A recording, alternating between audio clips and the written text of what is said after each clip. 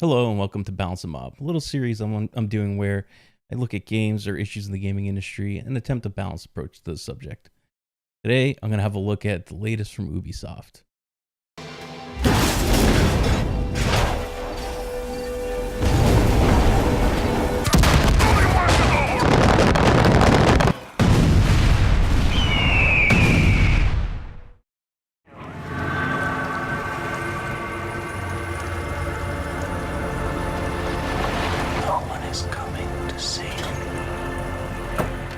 This long-awaited installment of the Farcry series takes place in the goddamn United States of America. The exact place is fictional Hope County, which is in the state of Montana. The world is fairly good-looking, although the vistas seem pretty lacking. It's pretty standard for a flyover state. Seems like they nailed it there.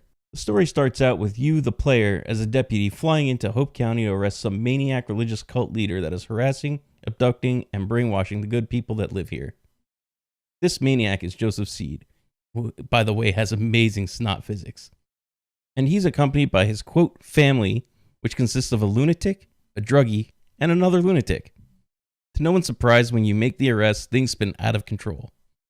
I'm going to dive into the story feedback in a little bit, but I wanted to cover other parts of the game first. Far Cry 5's content flow was designed pretty decently. There are 3 major regions, one with each lunatic lieutenant, and you could choose the order in which you tackle them. Heck, if you really wanted, you can keep switching the zone you want to work in. The game more or less leaves it up to you, which is great. There are several ways to progress the zone, such as rescuing civilians, destroying cult property, completing missions, and liberating cult outposts. When you liberate the outposts, you even get these neat little vignettes that play while your new friends come and occupy the area.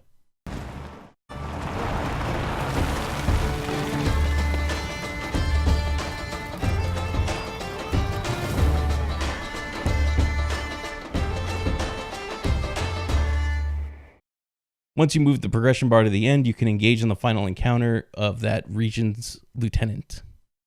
So this all sounds stellar, right? You can actually choose how to progress through the game. It's far from linear, but there's a bit of a snag. As you muscle your way into a region, you start getting noticed by the lieutenant, and they will send these capture parties after you, which basically stop you from whatever you're doing at the time, knock you out, and force you into a short story mission and escaping captivity. Look, I get that the story needs to progress, but I found it pretty irritating that the game breaks your flow for these interludes. I don't know what it is. I just don't want to be forced into this story. Like, I'm in the middle of doing this other mission, and then I'm knocked out, and now I have to do this other mission, and I have to go back and kind of try and pick up where I left off. It's just really breaking my flow. I don't really enjoy that. It makes sense in a way that, you know, because it's so open-ended, we needed some way to feed you the story. But I feel like it could have been handled better by allowing the player to choose when they want to engage in that, or at least let me finish up this task I'm doing and then have me engage in that. Another interesting bit about the campaign is you can play the whole thing co-op. This adds a bit more to the game because with 2 people, you can use each other to tackle missions and liberations with a bit of strategy. It also makes the game quite a bit easier this way. Co-op is some great fun, but there are also a couple of things to be warned before you dive into the game with a friend. First, only the host retains the story progress and mission unlocks. The guest keeps their money and their perks they've unlocked along the way, but when you go back to the single player, none of the progress that was made on the host's game transfers over. Now, this sounds terrible at first, but if you really think about it, because the game's so open-ended, it does kind of make sense to do it this way. With this method, there's no hassle of making sure that the world states are synced up in order to be able to play together and all that stuff. Could it be better? Probably. Maybe there's a way that you could transfer the progress you made as a guest into your personal campaign, you know, where it kind of writes over like all the stuff that you've done, and then if there's anything that you've done that you've already completed in your own campaign that you now did in co-op, it just kind of ignores that, and all the new stuff just kind of gets written to your solo campaign. Second is that not all missions were designed with co-op play in mind. For example, there were some missions where you had to man a gun on the back of a truck or fly a plane around. In those missions, only one person got to do, well, the mission, while the other person got to sit around and virtually do nothing. The one with the plane especially. If you're doing some Far Cry 5 co-op with a friend and they have to fly the big yellow plane, you're better off alt-tabbing or going on a food run or something while your buddy finishes off the mission. Ugh. Aside from getting an extra player advantage in the campaign, co-op still helps out, especially with prepper stashes. These are small puzzles around the world where at the end there's a pile of cash and 3 perk points. The cash and perks are there for both players, so getting the prepper stashes in co-op and single player gets you more money and more perk points, both of which you keep regardless of co-op or solo. Perk points? What good are those? Well, as you probably figured out, this is essentially the system for your character's progression. It's built out pretty well as it's fairly open in the terms of the order in which you unlock perks. You can get perks like faster movement while stealth, more weapon holsters, more health, and more. The game dishes out plenty of perk points through your prepper stashes as well as what they call challenges, which would be things like kill 10 enemies with a shotgun. There are only a few perks that require other conditions before they can be unlocked, mostly where it makes sense. For example, you can't get the airdrop unless you have the wingsuit, and you can't get the wingsuit unless you have the parachute. It sort of makes sense. The game loves to rain money on you for every activity as well. As you can imagine, it's used to buy ammo, guns, gun skins, gun upgrades, clothes, and vehicles. Hang on. What was this buy with cash or buy with silver bars thing? Oh, as it turns out, you can also buy silver bars for real money and then buy game things with those. Some people might say that's pay to win. Okay, but it's not. Not really. The game already gives you everything you need. I went through the entire campaign without buying a single weapon and only buying 2 vehicles with cash. And later I found out I didn't really need to buy them because you can unlock those kinds of vehicles through either missions or liberations or prepper stashes. So the game kind of feeds you everything you really need.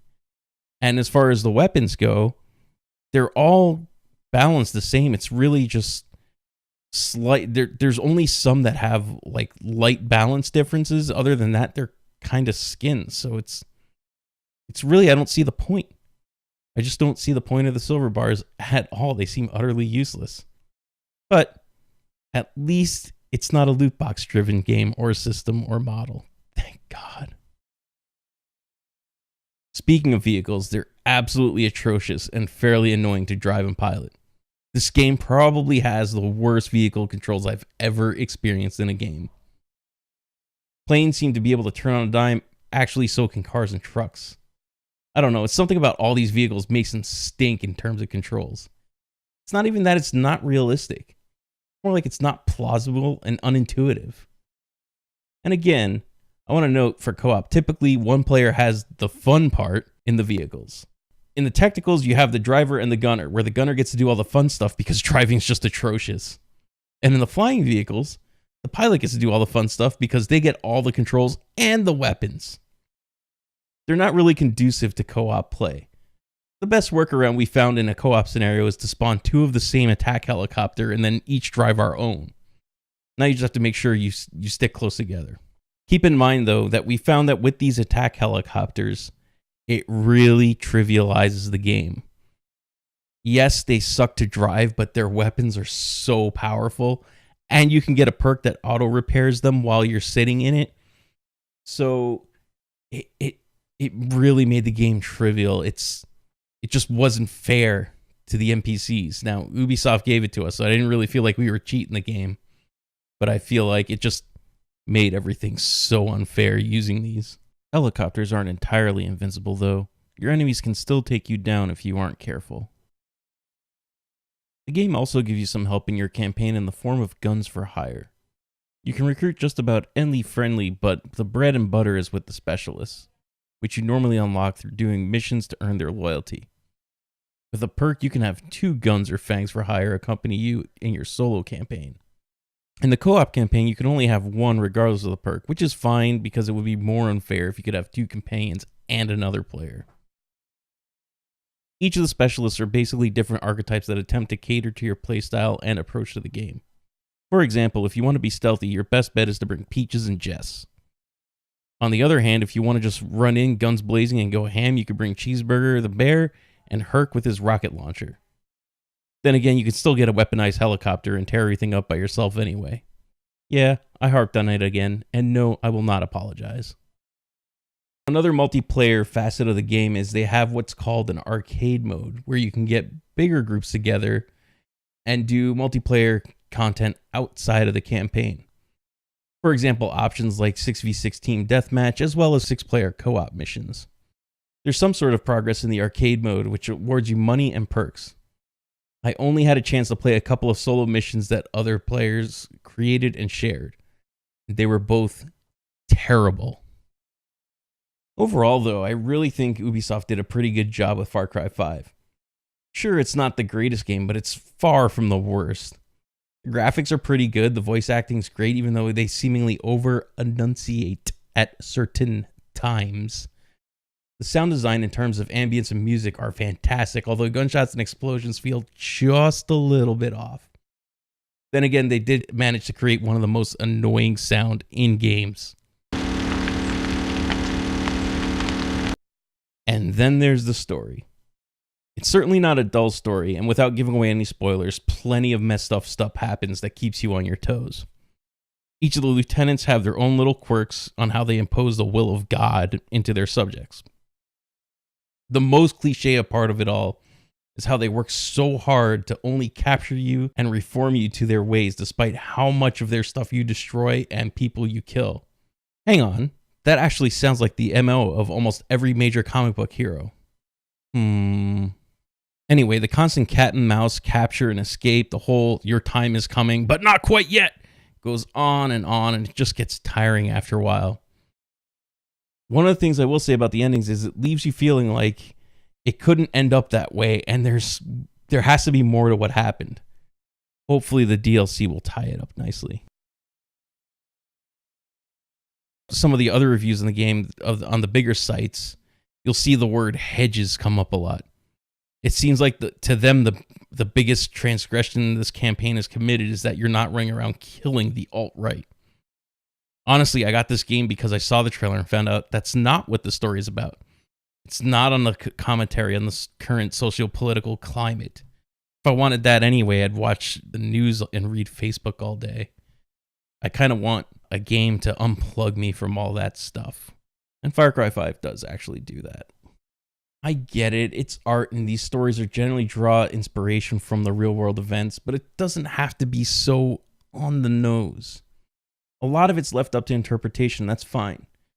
Sure, there are small digs here and there at building a wall and make America great again, and those are really entertaining. But really, some quick research shows that the setting and tone of the game actually comes from the reaction to terrorist attacks in the 2000s and the financial crises in the late 2000s.